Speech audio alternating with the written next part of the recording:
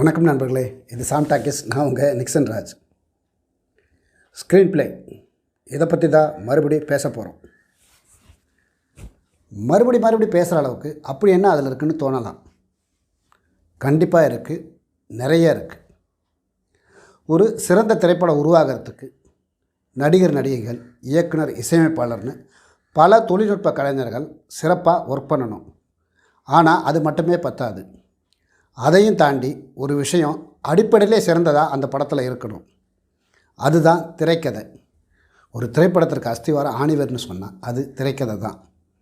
அந்த திரைக்கதை எழுதுறதை பற்றி, எழுதும் முறைகள் பற்றி ஏற்கனவே ஒரு சீரீஸ் 15 எபிசோடுகள் சாம் டாக்கிஸில் வெளிவந்திருக்கு.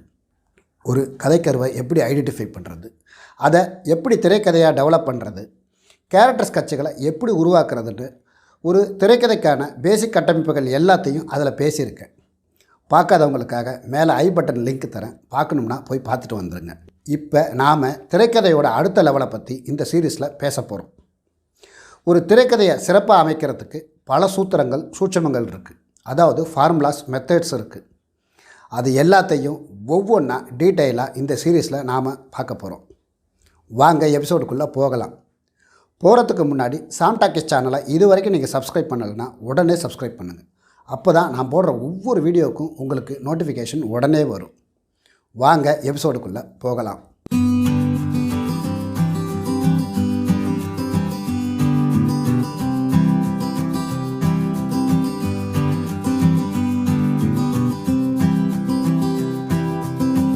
ஒரு திரைக்கதை எழுதுறதில் இருக்க மிகப்பெரிய சவால் பார்வையாளர்களை எப்படி திரைக்கதைக்குள்ளே இழுத்து ஐக்கியப்படுத்தி முழு திரைப்படத்தையும் ஆர்வத்தோடு பார்க்க வைக்கிறதுல தான் இருக்குது.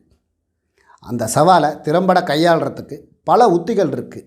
அதில் 2 உத்திகளை, ஃபார்முலாக்களை இந்த எபிசோடில் நாம் பார்க்க போகிறோம்.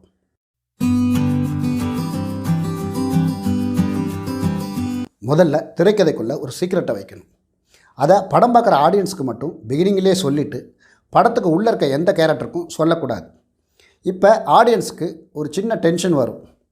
தனக்கு தெரிஞ்ச ரகசியம் படத்துக்கு உள்ளே இருக்க கேரக்டர்களுக்கு எப்போ தெரிய வரும்னு வெயிட் பண்ணுவாங்க. இது அவங்கள படத்தோடு ஐக்கியப்படுத்தும். கூடவே கதையோடு அவங்க மெர்ஜ் ஆகி ட்ராவல் பண்ண ஆரம்பிப்பாங்க. உதாரணத்துக்கு ஹரிஷ் கல்யாண் நடித்த தாராள பிரபு படத்தை எடுத்துக்குவோம். அந்த படத்தில் ஹீரோவான ஹரிஷ் கல்யாண் ஒரு ஸ்பேம் டோனர். இதுதான் அந்த திரைக்கதையோட சீக்ரெட் பாயிண்ட். ஹீரோ ஒரு ஸ்பேம் டோனருங்கிறது அவரோட அம்மா, பாட்டி உட்பட படத்துக்குள்ளே இருக்க எந்த கேரக்டருக்கும் தெரியாது. ஆனால் படம் பார்க்குற ஆடியன்ஸுக்கு பிகினிங்லேருந்தே தெரியும். இப்போ ஹீரோ ஹீரோயினை மீட் பண்ணுறாரு, காதலிக்கிறார், கல்யாணமும் பண்ணிக்கிறார்.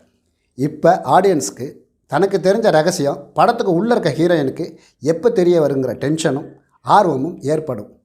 கூடவே தெரிஞ்சால் என்ன ஆகுங்கிற பதட்டமும் வரும். இப்போ இன்னும் ஆர்வத்தோட படத்தை பார்க்க ஆரம்பிப்பாங்க.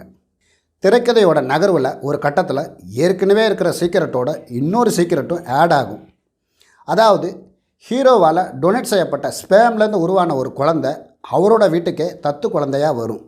ஹீரோயினுக்கு உண்மை தெரிஞ்சால் என்னாகுங்கிற ஹீரோவோட பதட்டம், தன் வீட்டுக்கு வந்திருக்கிறது தத்து குழந்தை இல்லை, தன்னோட சொந்த குழந்தைன்னு தெரிஞ்சதும் அவருக்குள்ளே ஏற்படுற நெகிழ்ச்சி எல்லாமே படம் பார்த்துட்ருக்க ஆடியன்ஸுக்கு மட்டும்தான் தெரியும். படத்துக்கு உள்ளே இருக்கிற எந்த கேரக்டருக்கும் தெரியாது. இப்படி ஆடியன்ஸ்க்கு தெரிஞ்ச அந்த சீக்ரெட்ஸ் படத்துக்கு உள்ளே இருக்க கேரக்டர்களுக்கு எப்போ தெரிய வருங்கிற விஷயத்துக்கு மேலே தான் மொத்த திரைக்கதையும் காட்சிகளும் உருவாக்கப்பட்டிருக்கும். அது தெரிகிற இடம் ப்ரீ கிளைமேக்ஸ். அந்த விஷயத்துக்கான தீர்வு தான் கிளைமேக்ஸ். பொதுவாக திரைக்கதைக்குள்ளே ஒரு சீக்ரெட்டை வைக்கும்போது அது திரைக்கதையோட நகர்வையும் வேகத்தையும் அதிகப்படுத்தும். அது மட்டுமல்ல, பல அற்புதமான காட்சிகளையும் உருவாக்கி தரும்.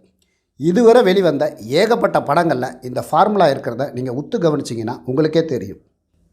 ஜென்டில்மேன், காதல் கோட்டை, துள்ளாத மனம் துள்ளுன்னு ஏகப்பட்ட படங்களில் இதை நீங்கள் கவனிக்கலாம். ஜென்டில்மேன் மாதிரியான ஹீஸ்ட் படங்களில் ஹீரோ கொள்ளையடிக்கிற விஷயம், இமைக்கா நொடிகள் மாதிரியான த்ரில்லர் படங்களில் யார் குற்றவாளிங்கிற விஷயம் எல்லாமே ஆடியன்ஸ்க்கு பிகினிங்லேருந்தே தெரியும். படத்துக்குள்ளே இருக்க கேரக்டர்களுக்கு இடைவேளைக்கு பிறகோ அல்லது கிளைமேக்ஸ்க்கு முன்போ தான் தெரிய வரும். இப்போ 2வது உத்தியான ஃபார்முலாவை பார்ப்போம். ஆடியன்ஸ்க்கு பிகினிங்லே சொல்லப்பட்ட ஒரு சீக்கிரட்டை இடைவேளைக்கு முன்னாடியே ஸ்க்ரீனில் உள்ள ஒரு கேரக்டருக்கு சொல்லிடுறது. பொதுவாக ஆடியன்ஸால் தனக்கு தெரிஞ்ச சீக்கிரட்டை ஸ்க்ரீனுக்குள்ளே போய் சொல்ல முடியாது. இப்போ அவங்க சார்பாக ஸ்க்ரீனுக்குள்ளே வர்றது தான் அந்த கேரக்டர். அது ஹீரோவாக இருக்கலாம், ஹீரோயினாக இருக்கலாம், இல்லை குணச்சித்திர கேரக்டராக கூட இருக்கலாம். சீக்ரெட் தெரிஞ்ச அந்த கேரக்டர் அதை ஸ்க்ரீனுக்குள்ளே இருக்க மற்ற கேரக்டர்களுக்கு சொல்ல முயற்சிக்கும். ஆனால் அதை யாரும் நம்ப மாட்டாங்க. இப்போ படம் பார்க்குற ஆடியன்ஸுக்கு டென்ஷன் வரும். அவங்க சொல்கிறது உண்மை தான், நம்புங்கன்னு கத்த தோணும். படத்தோட இன்வால்மெண்ட்டை அதிகரிக்கும். இன்னும் கதையோட மெர்ஜ் ஆவாங்க. உதாரணத்துக்கு அஜித் சார் நடித்த ஆசை படத்தை எடுத்துக்குவோம். ஆசை படத்தில் பிரகாஷ்ராஜ் கெட்டவர். தன் மனைவியோட தங்கையான சுவலட்சுமியை அடைய ஆசைப்படுவார். ஆனால் இது தெரியாமல் அவரை முழுசாக நம்புவாங்க சுவலட்சுமி. படம் பார்த்துட்டு இருக்க ஆடியன்ஸுக்கு பிரகாஷ்ராஜ் கெட்டவருங்கிற சீக்ரெட் பிகினிங்லேருந்தே தெரியும். ஆனால் இதை ஸ்க்ரீனுக்குள்ளே போய் அவங்களால சுவலட்சுமி கிட்ட சொல்ல முடியாது. திரைக்கதையோட நகர்வில் ஒரு கட்டத்தில் ஹீரோவான அஜித் சாருக்கு இந்த சீக்ரெட் தெரிய வரும். இப்போ ஆடியன்ஸுக்கு சந்தோஷம். அடுத்து அஜித் சார் என்ன செய்ய போகிறாருன்னு ஆர்வமாக பார்ப்பாங்க. அஜித் சார் சுவலட்சுமி கிட்ட, உங்கள் மாமா ரொம்ப தப்பானவர், உன்னை அடைய ஆசைப்படுறாரு, அதுக்காக நிறைய தவறுகள் செஞ்சுக்கிட்டு இருக்காருன்னு சொல்லி பல காட்சிகளை புரிய வைக்க ட்ரை பண்ணுவார். ஆனால் சுவலட்சுமி அதை நம்பவே மாட்டாங்க. அது மட்டும் இல்லை, அஜித் சாரையை வெறுத்து ஒதுக்கவும் செய்வாங்க. இப்போ ஆடியன்ஸுக்கு டென்ஷன் வரும். ஏம்மா, அஜித் சார் சொல்கிறது உண்மைதாம்மா, உங்கள் மாமா தப்பானவர், நம்புன்னு கத்த தோணும். கிளைமேக்ஸில் சுவலட்சுமிக்கு இது புரிய வரும்போது ஆடியன்ஸுக்கு அப்படி ஒரு நிறைவு வரும். தானே புரிய வச்சிட்ட மாதிரி சந்தோஷப்படுவாங்க. பொதுவாக ஆடியன்ஸுக்கு தனக்கு தெரிஞ்ச சீக்கிரட்டை ஸ்க்ரீனுக்குள்ளே ஒரு கேரக்டர் உடைக்க முயற்சிக்கும் போது இன்னும் ஆர்வமாக படத்தை பார்க்க ஆரம்பிப்பாங்க. இதே ஃபார்முலா தான் வாலி திரைக்கதையிலையும் இருக்கும். வாலி படத்தில் அண்ணன் தம்பி 2 பேர். தம்பி கல்யாணம் பண்ணிக்கிட்டு வந்த சிம்ரன் மேலே அண்ணன் ஆசைப்படுவார். அதுக்கு ஒரு ரீசனும் அந்த திரைக்கதையில் சொல்லியிருப்பாங்க. சிம்ரனை பார்த்ததும் அண்ணன் கெட்டவராக மாறுற விஷயம் படத்தை பார்த்துட்டு இருக்க ஆடியன்ஸுக்கு பிகினிங்லேருந்தே தெரியும். இப்போ திரைக்கதை நகர்வில் ஒரு கட்டத்தில் ஸ்க்ரீனுக்குள்ளே இருக்க சிம்ரனுக்கும் இது தெரிய வரும். உடனே அவங்க தன் புருஷனான தம்பி அஜித் கிட்ட, உங்கள் அண்ணன் ரொம்ப தப்பானவர், என்கிட்ட தப்பாக நடந்துக்க முயற்சி பண்ணுறான்னு சொல்லி புரிய வைக்க முயற்சிப்பாங்க. ஆனால் தம்பி அஜித் அதை நம்பவே மாட்டார்.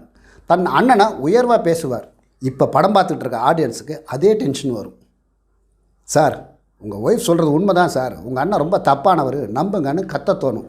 இப்போ அடுத்து வர்ற காட்சிகளில் சிம்ரன் தன் புருஷனை நம்ப வைக்கிறதுக்காக எடுக்கிற ஒவ்வொரு முயற்சிகளும் ஆடியன்ஸ் எடுக்கிற முயற்சிகள் மாதிரி தான். கிளைமேக்ஸில் தன் அண்ணன் தப்பானவர்னு தம்பி அஜித்துக்கு புரிய வரும்போது ஆடியன்ஸுக்கு அப்படி ஒரு நிறைவு வரும். இதுவும் ஒரு திரைக்கதை உத்தி தான். இந்த உத்திகளை ஏகப்பட்ட படங்களில் பயன்படுத்தியிருக்காங்க. இப்போ நாம் 2 உத்திகளை இந்த எபிசோடில் பார்த்துருக்கோம். 1, ஒரு திரைக்கதைக்குள்ளே ஒரு சீக்கிரட்டை உருவாக்கி அதை படம் பார்த்துட்ருக்க ஆடியன்ஸுக்கு பிகினிங்கிலே சொல்லிவிட்டு படத்துக்கு உள்ளே இருக்க கேரக்டர்களுக்கு இடைவேளைக்கு பிறகோ அல்லது கிளைமேக்ஸ்க்கு முன்போ சொல்கிறது ஒரு வகை.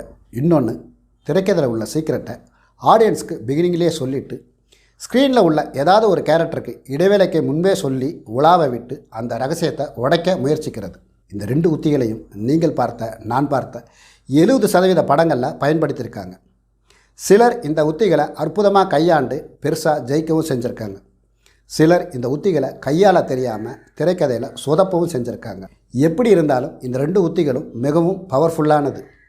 இதே மாதிரி பல உத்திகளை தொடர்ந்து ஒவ்வொன்றா பார்ப்போம். இந்த எபிசோட் பிடிச்சிருந்தால் லைக் பண்ணுங்கள், கமெண்ட் பண்ணுங்கள், உங்கள் நண்பர்களுக்கு ஷேர் பண்ணுங்கள். இது வரைக்கும் நீங்கள் சாம் டாக்கீஸ் சேனலை சப்ஸ்கிரைப் பண்ணலைன்னா உடனே சப்ஸ்கிரைப் பண்ணுங்கள். பேசுகிறதுக்கு இன்னும் நிறைய இருக்குது. பேசுவோம். நன்றி, வணக்கம்.